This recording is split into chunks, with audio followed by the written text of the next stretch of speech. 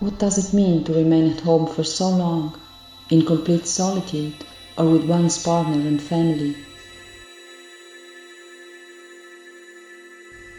What does it imply to stop working, or working exposed to the risk of contagion?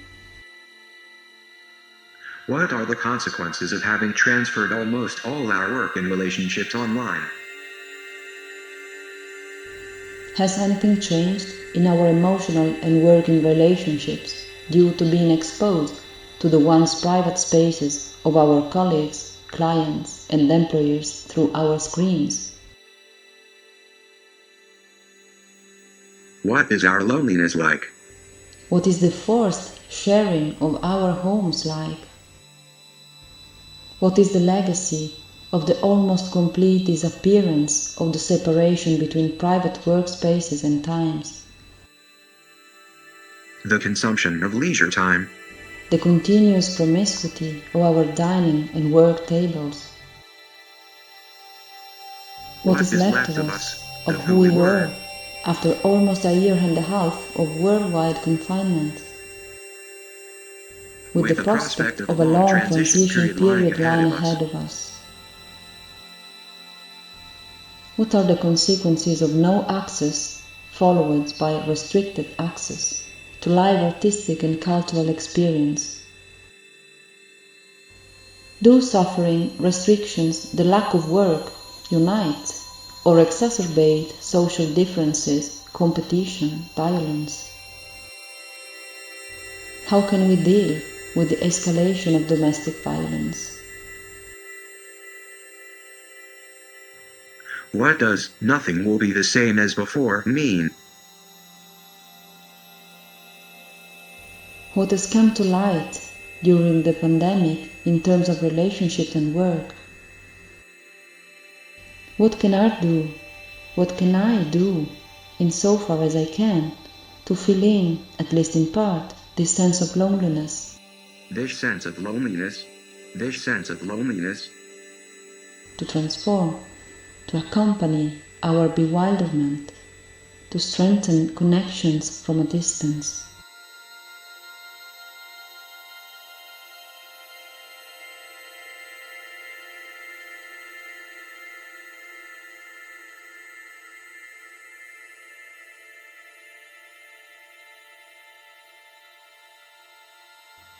I'm Irene Pittatore. I'm an artist and journalist, and I consider art and culture primary goods, necessities for our development, our well-being, our growth as citizens and part of a community.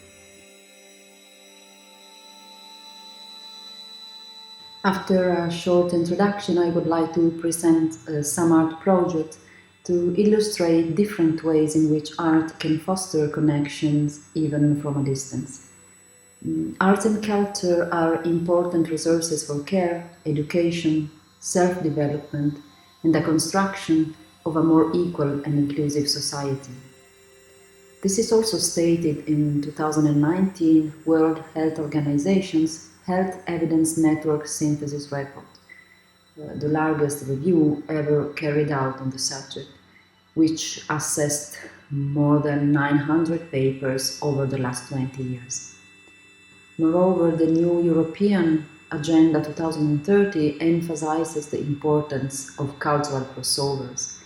The agenda promotes the urgency for systemic relationships between health, social and environmental policies, and culture. If the Sustainable Development Goals are grouped around the economic, social, environmental objectives as the three pillars of sustainable development, then culture and creativity contribute to each of these pillars transversely. The virtuous relationships with art becomes even more relevant and strategic when it comes to the pandemic scenario, where artists and art institutions have also tried to rethink the premises and methods of their actions, redesigning and rethinking projects for a remote fruition, shifting from on-site to online formats, and whenever this is impossible or does not make sense to do so, focusing on research. Museums and art institutions have tried not to lose connections with their audiences, creating opportunities for reflection and dialogue of urgent issues. For example, the Castello de Rivoli Museum of Contemporary Art in Turin, Italy, presented an online program entitled Digital Post-Traumatic Stress Disorder, the practice of art and its impact on digital trauma. A series of contributions on the consequences of the increase in virtual activities due to the closing of spaces dedicated to aggregation like museums. Digital PTSD prompts reflection on screen-based experience and observing the stress related to digital overload in an attempt to reimagine museums and overcome the binary approach real, virtual, body and mind. I believe it is also important to strengthen the relationship between museums and artists, as did Mambo Museum in Bologna, offering its spaces to local artists for research and production during the lockdown, as well as fostering systemic collaboration between artists, schools, universities, NGOs, businesses, hospitals and social services alike. Through an analysis of my recent professional experience, I would like to offer some examples of how art can trigger connection processes between individuals and groups located in different countries, as well as foster relationships between different professional contexts, even at a distance. With the collaboration of one of FU-BEST instructors, Isabelle Demangeat, an expert in cross-cultural online training and cooperation, I have tried to cope with the disappearance of live work, exhibitions, workshops, performances, public lectures, collaboration with universities, along with the consequent sense of bewilderment and disorientation, as well as economic uncertainty.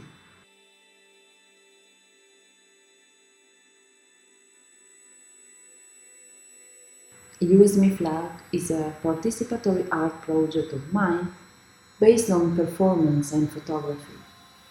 It's capable of involving and activating students, researchers, established working groups, as well as cross-sectional groups set up for the occasion, on themes of inclusion and intercultural communication, starting from the sharing of personal and professional experience as well as fabrics. The project has a live, on-site origin and focuses on a universal fabric of identification and signalization, the flag. Analyzing its power, the need to belong that it collects, and the revendications it is the object of, put together collectively during a narrative workshop.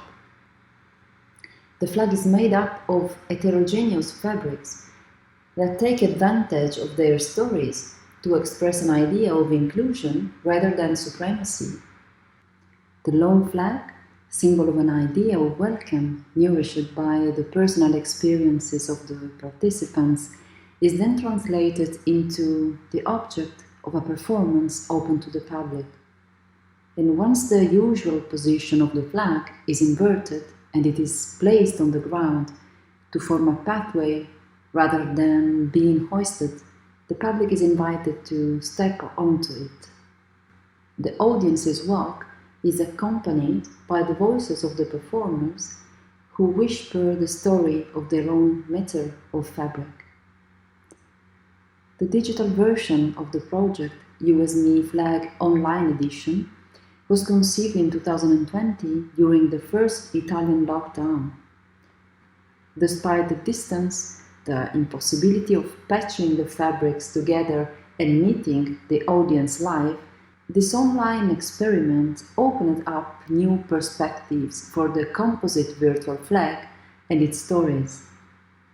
The impact of the workshop and the performance will be analyzed by the instructor and trainer Isabelle Demangeat and the anthropologist Silvia Stefani after the screening of the videos of the performances enacted within their courses.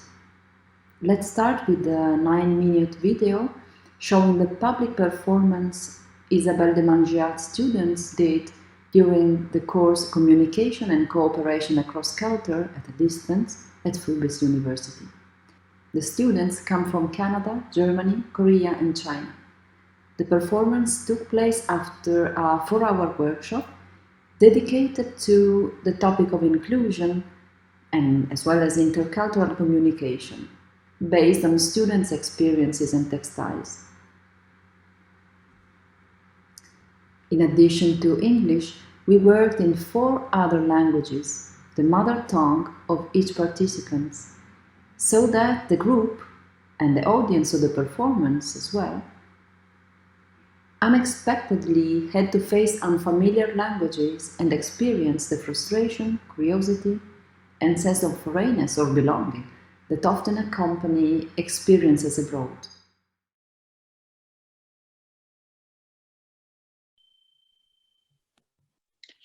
Als ich für meinen 4-monatigen Aufenthalt in Kalifornien bei meiner Gastfamilie ankam, habe ich mich nicht sehr willkommen geheißen gefühlt. Ich musste am gegenüberliegenden Tischende sitzen, durfte den Kühlschrank nicht benutzen, die Heizung wurde nicht angedreht und in meinem ganzen Zimmer waren persönliche Gegenstände der Gasteltern. Deswegen habe ich mich dazu entschieden, in eine Wohngemeinschaft umzuziehen. Und die Mädchen dort haben mich sehr herzlich begrüßt und wollten gleich mit mir shoppen gehen, um meine Laune zu verbessern. Und während dieses Shopping-Trips habe ich mir dieses T-Shirt gekauft und es erinnert mich seitdem daran, dass jede fremde Umgebung sich doch noch irgendwie heimisch anfühlen kann. When I arrived in California at my host family for a 4-month-long stay, I didn't feel welcome. I had to sit on the opposite table ends, wasn't allowed to use the fridge, and the heating wouldn't be turned on for me, and my whole room was stuffed with personal belongings of the host parents. So in turn, I decided to move to a shared house. And the girls there greeted me very warmly and wanted to go shopping with me to improve my mood. And on this shopping spree, I bought this t-shirt, which since then reminds me that every foreign environment can always feel homely.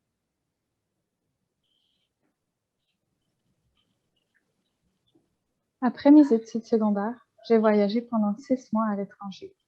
Durant cette période, j'ai passé quelques semaines en Allemagne chez une amie que je n'avais pas vue depuis plusieurs années. Elle m'a tout de suite fait sentir bienvenue dans sa maison et la ville dont nous restions. Elle m'a donné ce foulard de cachemire.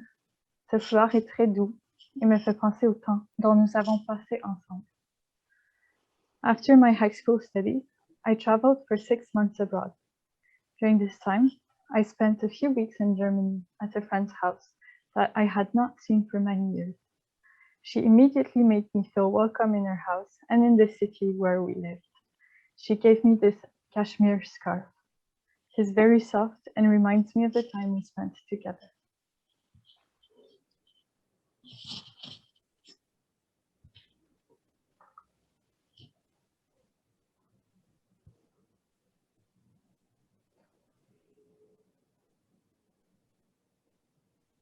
저는 이 티셔츠를 한국에서 샀습니다.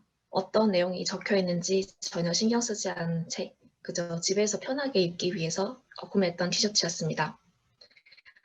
저는 이 티셔츠를 캐나다에서 잠깐 어학연수를 하기 위해 떠났을 때 가져갔었는데요. 저는 호스트 가족들과 함께 지내고 있었습니다. 무심코 이 옷을 입고 호스트 가족들 앞에 나타났을 때 그들은 정말 깜짝 놀라면서 웃음을 터뜨렸습니다. 그리고 몇 가지 질문 던졌습니다. 너가 샀니? 이거 어디서 샀어? 뭐라 적혀 있는지 읽어봤어? 내가 혹시 사진 좀 찍어도 될까? 등의 반응에 저는 굉장히 부끄러웠습니다. 그들이 의도하고 공격하려 했던 것은 아니라는 걸 알고 있지만 저는 매우 당황스러웠었고 또 굉장히 이방이라는 느낌이 와닿았었습니다. 저는 또한 영어를 사용할 수 있는 사용자이지만 여기에 어떤 게 적혀 있는지 무감할 정도로 원어민이 아니라는 사실을 또 한 번 알게 되었습니다. 두 번 다시 이 티셔츠를 그 뒤로 입지 않았고 저는 이 티셔츠를 볼 때마다 그 상황이 떠오릅니다. I bought this t-shirt from my hometown. I bought this one without any care with what's written in English, just wearing it at home. And I brought this one to Canada when I went there for 3 months and stayed with my host family to learn English. I wear this one without any care and faced them. They were surprised and burst into laughter. And they gave me some questions. So, did you buy it, or did you read the sentence? Or can I take a picture if you don't mind? I know they were not offensive and they were not teasing me. I felt very ashamed. I felt like so foreigner and so stranger to them. And I felt I am not native speaker at that point that didn't care about what's written in English, though I speak and can use English. And after that, I've never tried these teachers anymore. And yeah, whenever I see this one, the situation pops up to my head.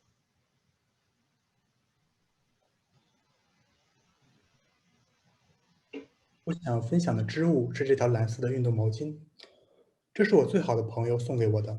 在2015年，我刚刚初中毕业，我和我最好的朋友计划一起去日本旅行，但遗憾的是，我在运动中受伤了。无奈之下，我的朋友只好自己一个人去旅行。在旅途中，他买下这条毛巾作为礼物，因为他听说这应用了新的材料技术。这些礼物很大程度上弥补了我没能出去旅行的遗憾，也让我非常感动。时至今日，由于种种原因，我和我的朋友的联系逐渐减少了，但我依然保留着这条毛巾作为我们友情的象征。The fabric I want to share is this blue sports towel. This was given to me by my best friend. In 2015, I just graduated from senior high school, and my best friend and I planned to travel to Japan together. But unfortunately, I was injured in sports. In desperation, my friend had to travel alone. During his trip, he bought this towel as a gift because he heard that it used new material technology. The gift made up for the regret that I had not been able to travel, and it moved me very much. Today, due to various reasons, my contact with my friend has gradually diminished, but I still retain this towel as a symbol of our friendship.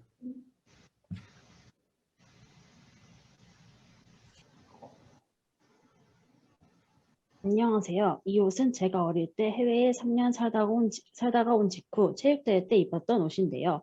학교에서 반 친구들끼리 맞춰서 같은 옷을 입었음에도 불구하고 제가 한국어를 하는 한국인임에도 불구하고 다른 생각과 태도 및 가치관을 가졌다는 이유로 멸시받았을 때 입었던 옷입니다. 겉으로는 한국인처럼 느껴지지만 생각과 태도 등이 다르다는 이유로 환영을 받지 못한다는 것은 굉장히 허하고 외롭고 슬픈 기분이었던 것 같습니다. 한 나라의 문화에 대한 정의가 있을까요? This is a t-shirt that I wore for the sports day at school after I came back from foreign country that I lived for 3 years. Though I was wearing the same clothes with my classmates and talking in Korean like the others, I was left out from my friends, just because I had different thoughts, minds, attitudes, and values. I looked like a Korean outwardly, but I felt very empty and lonely that I was not welcomed because of not acting and thinking like a Korean person. Would there be a standard definition about one country's culture?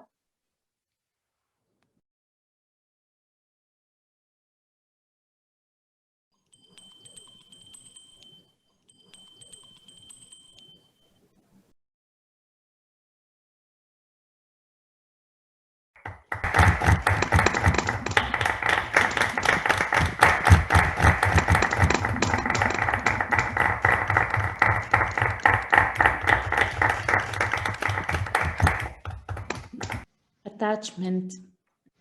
Loneliness. Thank you for sharing. Changing. I feel touched. Resonance. Welcome. Connection. Grateful. Warm. Thankful. Welcomed. Timber. Delicatezza. Openness.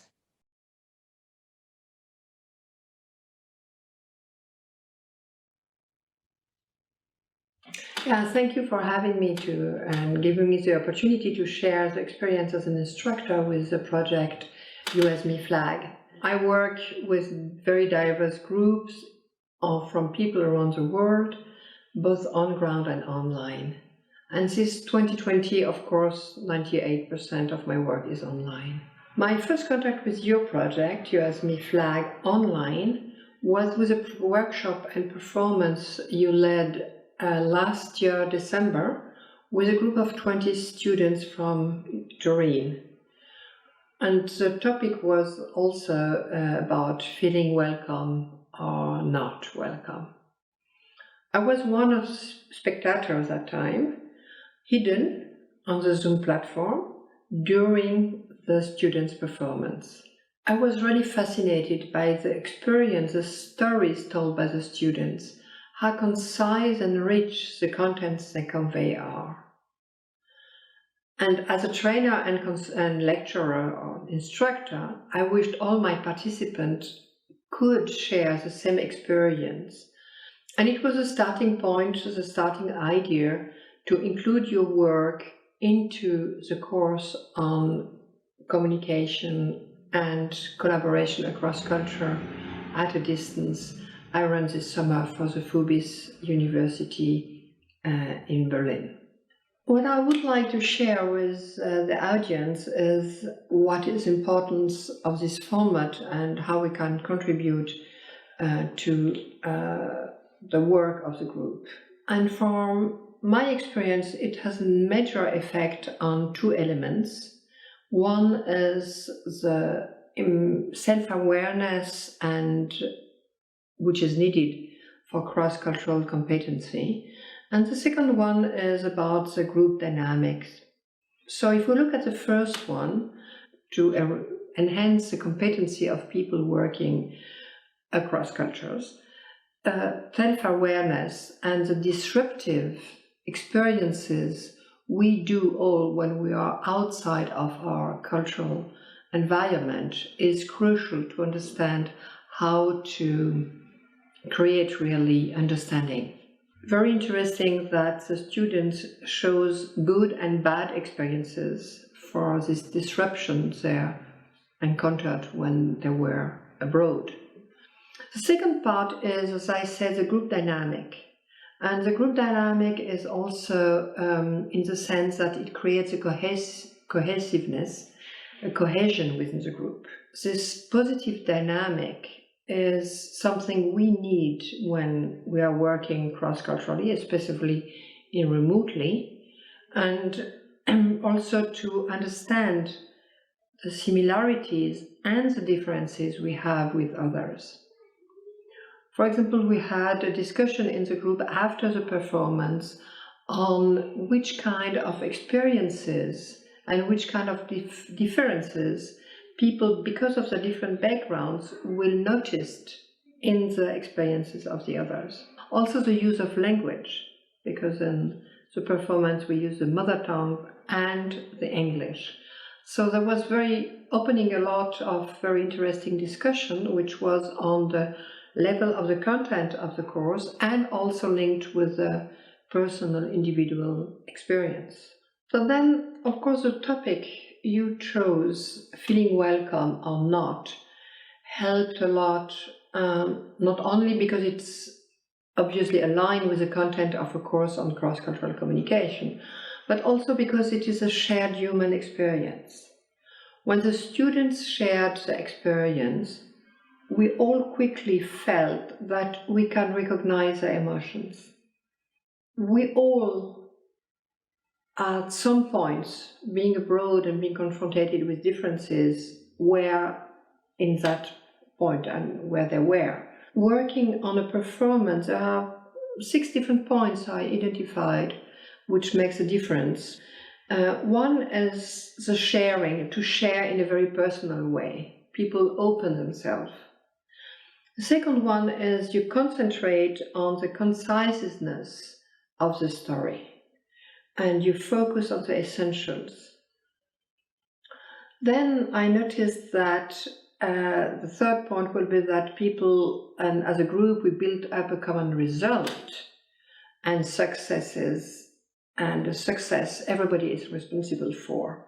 So this connectiveness within the group is also very important, because there is something to achieve together very quickly. And then people expose themselves to a broader public during the performance and also afterwards, because everybody knew and accepted this video will be displayed outside of the course. So this exposition and to expose yourself to others is also something which create a concentration on individual level and with the group. So the fifth point will be that the performers receive an immediate feedback from the audience, and what we experience, and I experience this as a spectators and as an instructor with the group here at the FU-BEST, is that the public connects on a very emotional level and content level at the same time. It's really like both together, which is more difficult when we work with other didactical methodologies. And the sixth point, last but not least, is the emotional experience and connection with the fellow students and with other people.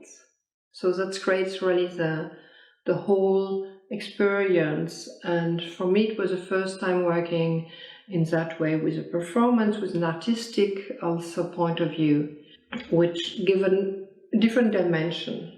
And I must say that we did that work within not even 3 hours, which is great. And yeah, it achieved a lot for our group.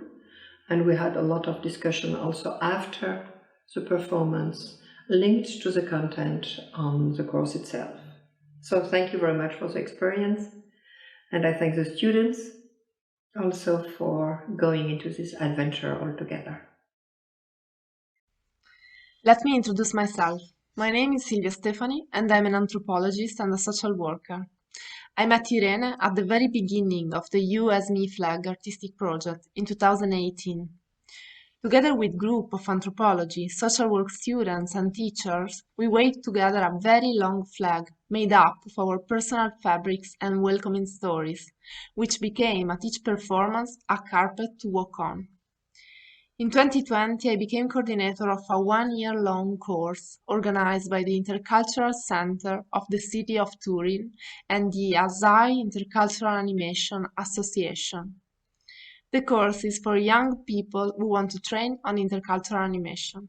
I immediately hoped to be able to connect our group information with the artistic path of Irene, who to my great joy agreed. We decided to build the You As Me flag performance at an early stage of the training course, a stage that was dedicated to group training. However, during the first week of the course, the second Italian lockdown began.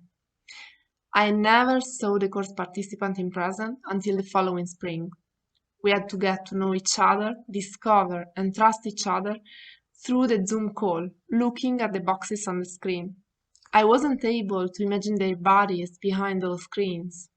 I didn't know if the boys and girls were tall, short, thin, fat, easygoing or shy in the way they moved their bodies.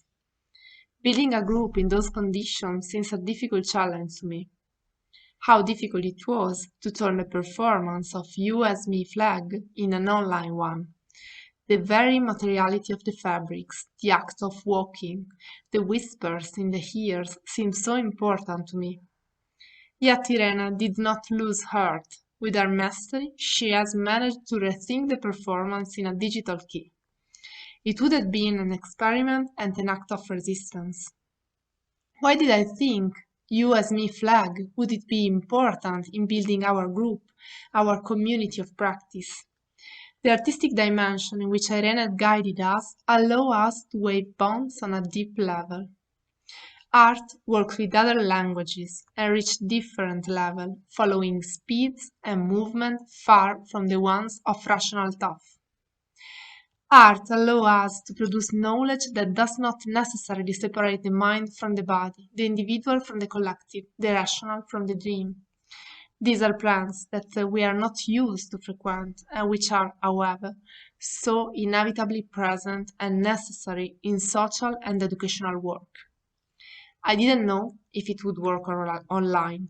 Before we started work with Irene, a girl from the group wrote me a long email saying she didn't feel comfortable going so deep into a group that she still didn't feel as safe.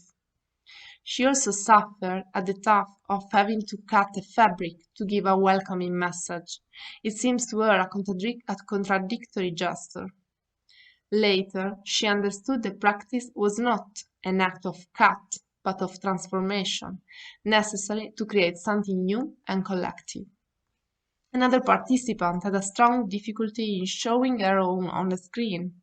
A third one, which in the other course meeting has monopolized the conversation, suddenly revealed to us its fragility and the need for feeling welcomed, in fact.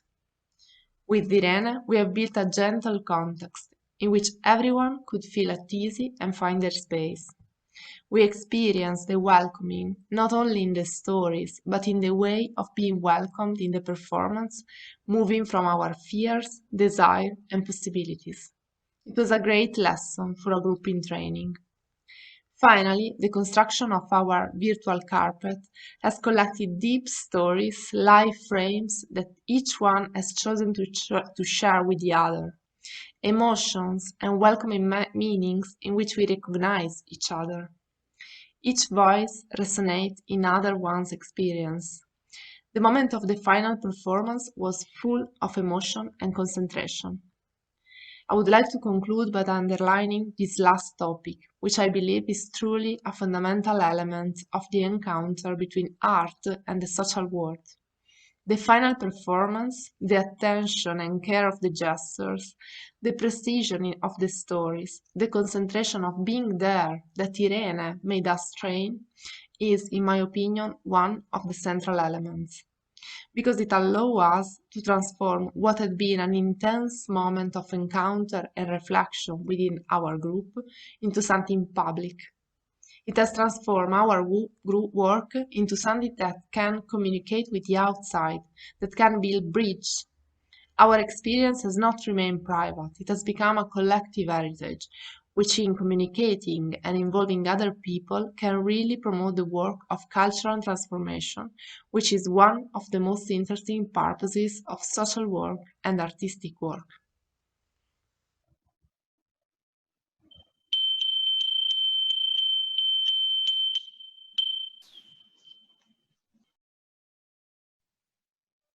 Ero in coda in un supermercato a Bruxelles, in Belgio, con in mano un pacchetto di biscotti pan di stelle per sentirmi un po' più a casa.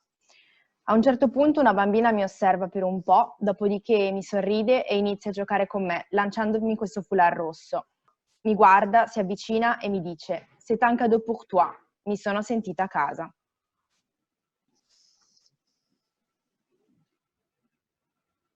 Questa federa rappresenta l'accoglienza e la pazienza che i miei genitori mi hanno riservato nei primi 10 anni della mia vita. Ero una bambina spaventata che sognava la morte e cercava riparo nel loro letto. Da allora sono cambiate tante cose, ma ciononostante la porto sempre con me.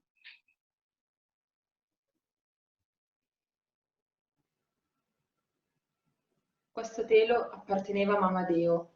Lei era la mamma della famiglia che mi ha ospitata in Kenya per un mese. Qualche giorno prima di ritornare in Italia ho voluto regalare questo telo, che ha una sua particolarità. Mamma Deo lo ha piegato, cucito e tagliato, così da farne un vestito, e questo era uno di quei pochi che possedeva. Me l'ha regalato con un gesto dolcissimo. Mi sono sentita completamente accolta. Questo velo bianco è il velo della mia nonna.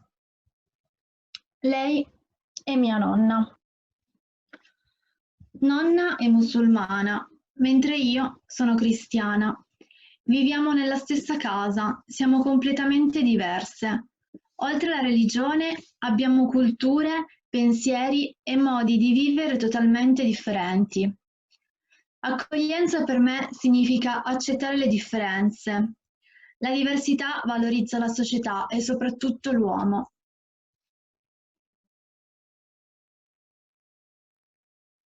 Questa sciarpa mi è stata regalata da una donna etiope. Era la mamma di Mikias, uno dei bambini della scuola in cui lavoravo in Etiopia. Quasi tutti i bambini vivevano in strada e molti erano orfani. La mamma di Mikias, per poter dare da mangiare ai suoi bambini, si prostituiva. Parlava solo amarico e per farmi capire che voleva farmi un regalo mi aveva preso per mano, fatta sedere e aveva usato la sciarpa per raccogliermi i capelli. Ricordo quei gesti come una carezza, come un desiderio di prendersi cura di me, come accoglienza. Il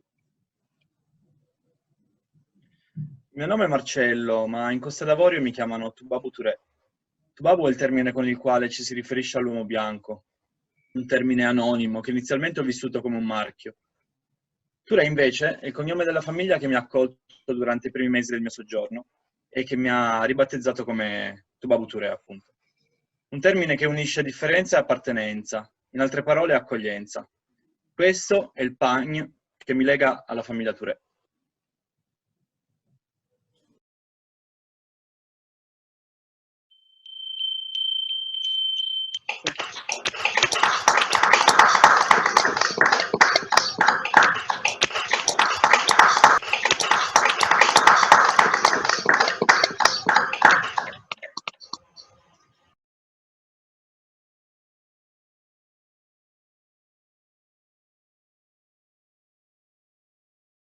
Una grandissima commozione.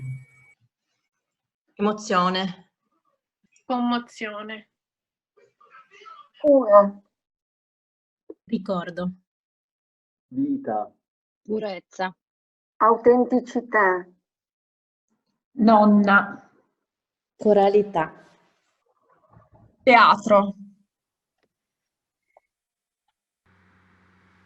Thank you very much to Silvia, Stefani and Isabelle Demangeat for these important contributions to our project and experiences.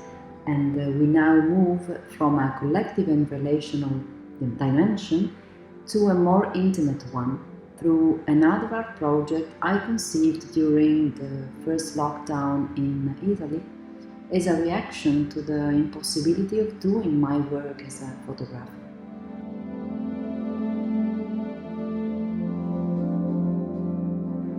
Can remote photography help people to reduce distances, to generate traces of experiences shared from afar during the pandemic, or to reveal connection sensed by people despite geographical distances?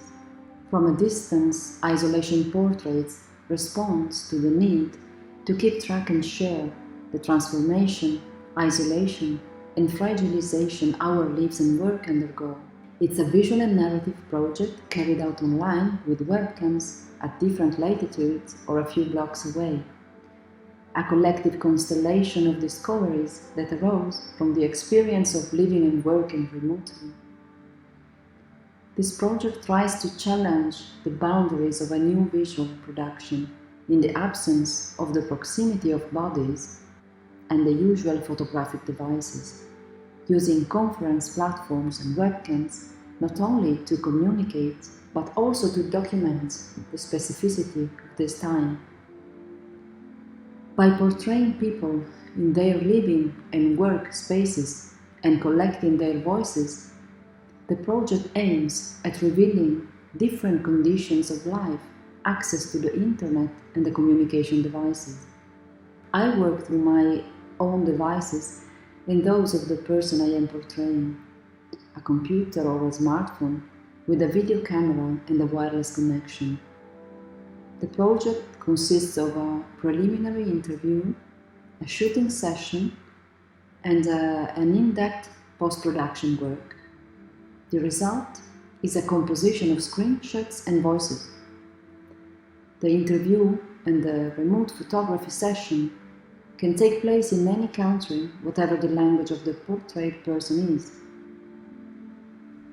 Originally conceived as a project covering the lockdown months, From a Distance Isolation Portraits seems to bring to light unexpected possibility of photographic work that could have positive effects also in the areas of care, training and communication.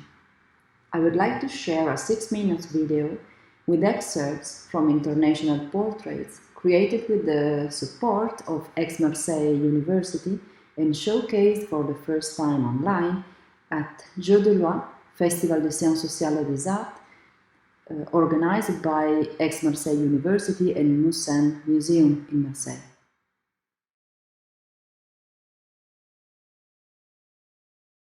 Sento di più le differenze di geografia. Mi sembra questa casa un po' vuota, perché è quello che mi viene di più personalmente nell'isolamento, che abito da sola e che di solito non mi viene tanto perché ero tanto in giro, era più per riposarmi tra due viaggi. Più di 25 anni che viaggio parecchie settimane al mese, sai? Forse l'ansia che la gente ha di solito quando deve partire. Sì. È l'ansia di rimanere.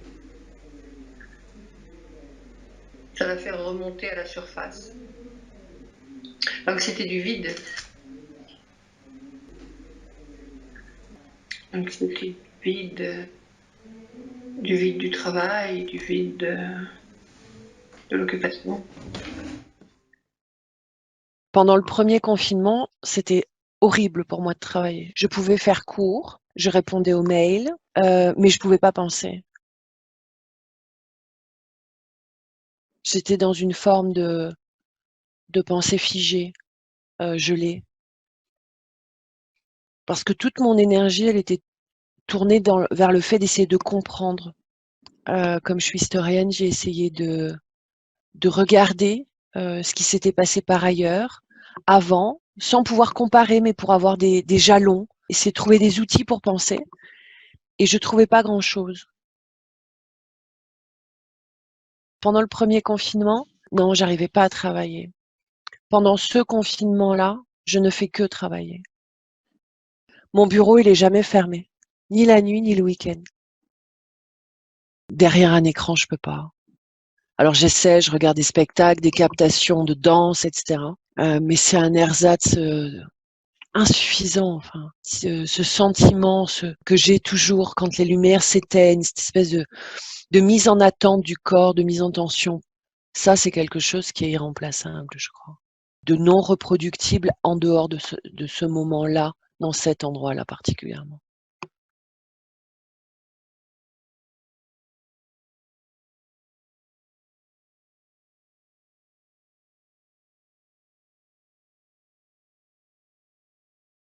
Last year, I was your guinea pig for the project From a Distance Isolation Portraits, and I am happy to share my experience with it on a personal and professional level. The first word coming to my mind will be surprises. I was surprised by the interview you did with me before the photo shooting. I learned at that occasion that a portrait, at least in your work, needs a context and a connection between the photographer and the person. Then the photo shooting itself, you in Italy, me in Berlin, was really fun and surprising because I was a person trying to put the webcams in the position corresponding to your way of looking at what you are catching. I tried to do my best according to your instructions. Then I was surprised by the way you put the words and the photos together. And at least the biggest surprise was to see the edited video. This finished portrait challenged me, intimidated me, and above all revealed me to myself, like I know that others share the same experience with you too. On a professional level, we had a lot of discussion how to use this technique and this project. And we discussed the fact that a portrait is very individual and personal. On the other side, the core of the purpose of a portrait, even before photography, is to represent a person not only to themselves, but also to expose them to the look of others. It means a portrait wants to be shown. From a professional perspective, we did this experience, so to say, with a group of researchers we are working with the University of Aix-Marseille in France. And with this group, we were working together for months, online only. We didn't know each other before. Then you portrayed us. Through the portraits of our colleagues, I got to know them much better than in all the meetings we had, because I know to get them in their environment in a more intimate way. I understood them better through the questions you asked them in the interview. The pictures stay in my mind now when I am thinking of them, probably because your artistic perspective creates surprises, and because you gave to each portrait a visual individuality connected to the person themselves, a kind of singular visual language through your compositions. In our group or in our team anyway, it created a deeper link and understanding between us. For sure, in my work with remote teams, I would like to integrate these portraits for the group to create a more group cohesion. And it could be also used, I think, for presenting team members or people from an institution to the outside world in a website or whatever. And as Christmas is coming closer, it could be also used like a team advent calendar with one picture of one portrait for each day. So here there are no limitation, I think, to integration of the portrait from a distance in a professional environment. Together with the web designer Lucia Arsena, I am now working on an interactive platform to showcase the portraits directly on a rotating planisphere, to make it easier to locate the people portrayed and compare their living and working conditions in different parts of the world.